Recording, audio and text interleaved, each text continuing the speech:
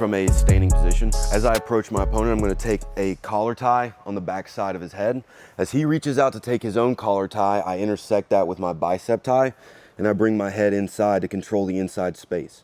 Now, I either move myself square with my opponent, or I move my opponent square with me before taking a hop back as I throw both hands down towards the floor.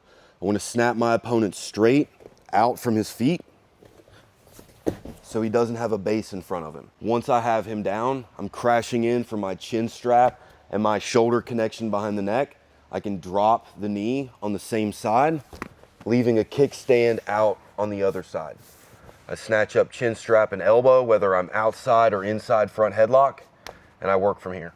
Again, from the other side, I go and approach, taking my collar tie. As he goes to reach up to take his own, I intersect that arm with a bicep tie to control the inside position. Now I'm going to square myself up with him, either by moving myself or moving him, and then I snap him to the floor, making sure to take my feet back and away from his reach. Yep, we're in frame.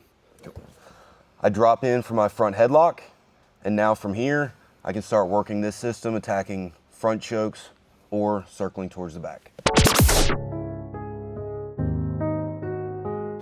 So we're still looking at the general idea of even approaching this standing position.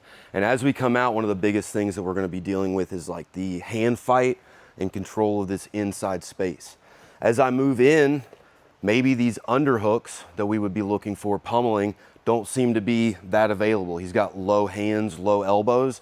He's not reaching out and exposing the space underneath of the arm. I might reach up and take this top side grip over the top, all right? We're still gonna be fighting the wrist, playing around in here. But now that we're here, he's most likely gonna try to circle away and get his own control over your head. Your opponent's not gonna wanna let you hang on them without getting their own attachment that lets them keep their base high. This is one of the main places that I see people go wrong when they're trying to do snap downs. Even tall people who are built for it, they allow the other person to take this connection. And now when I go to snap down, we both just hang on each other's arms. And it's like I'm trying to snap you through me, but I can't because I'm there. So what I have to do, whether I beat it in the first place or it's in there afterwards, I swim inside and I take my bicep tie so that I can control your elbow positioning. If your elbow's low and you're yanking my head down, this is elbow to hip connection. This is a super strong movement for the body. So I have to change that. Elbow back towards rear delt is not a super crazy strong movement. Now you don't have the same control over me. It's not a great grip on my head. And because of that, even if you have a hand on my head, I'm oftentimes going to be able to snap that off.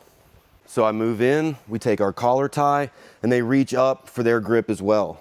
I swim in, and now my head comes inside as well. I don't want to lose the inside battle with the head and have him get his his forehead and the top of his head underneath of my chin, where I can no longer fight and really get over top of him. Here, I'm not as strong. If he were driving in wrong, I might still be able to hit this snap down.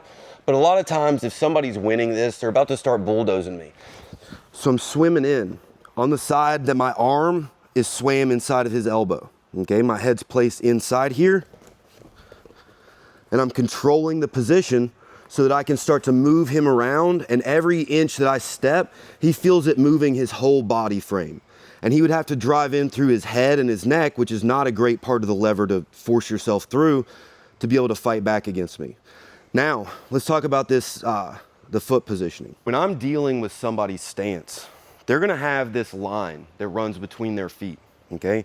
And if I snap them in the closer I snap them to that line as it comes off of their feet, the better it's gonna be for them to keep their base. So if I'm snapping them in this direction, trying to take away balance, and it's not just our snap downs, it's any of our throws or takedowns in general. If I'm taking you into your base and I haven't done anything to stop that base, we're strong. We can fight back and take our posture, okay? But when I, go ahead and reach up for me, just so we're connected. When I bring that base forward and I pay attention to where that base is, I can now start to drag you over top of that base and take you down to the floor. Once I'm there, I want to understand that I have control behind the head.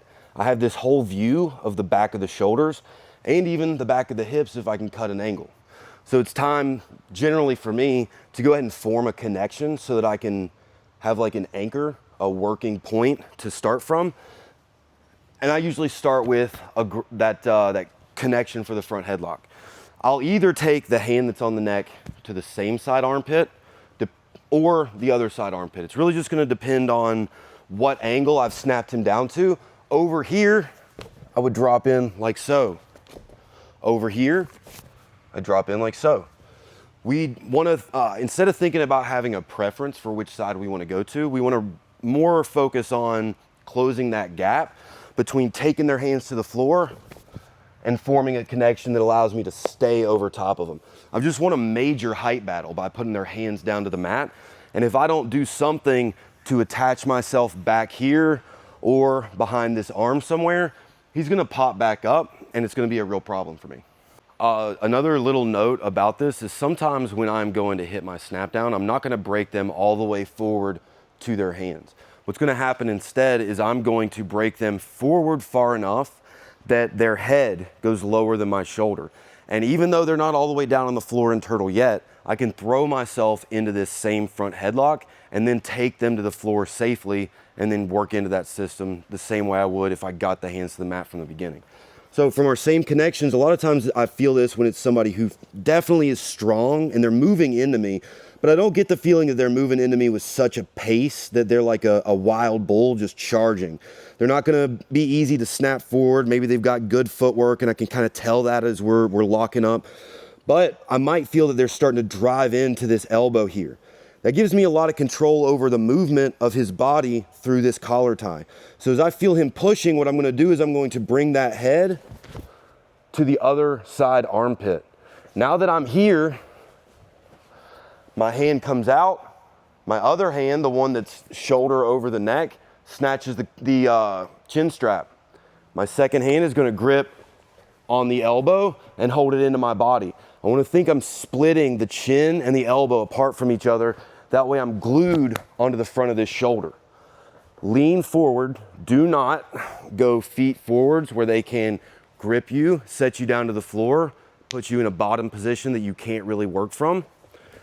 I gotta keep my feet back. An easy way to test this is if I feel like he backed out in a way that I wouldn't lean forward and fall to the mat, I've got too much of my weight in my feet. My feet should be mostly like balance points behind me and slightly driving in. Now from here, all I'm gonna do is sprawl and finish that snap out, okay? As we hit the floor, I wanna make sure that I don't fall into a bad posture. I'm not dropping to two knees. I'm not moving too far up on the back, going chest up on the spine. I wanna keep this connection on the front of the shoulder and the back of the neck as we go down, and I bring my head low to keep this slanted pressure jammed right here on this part of the shoulder and neck.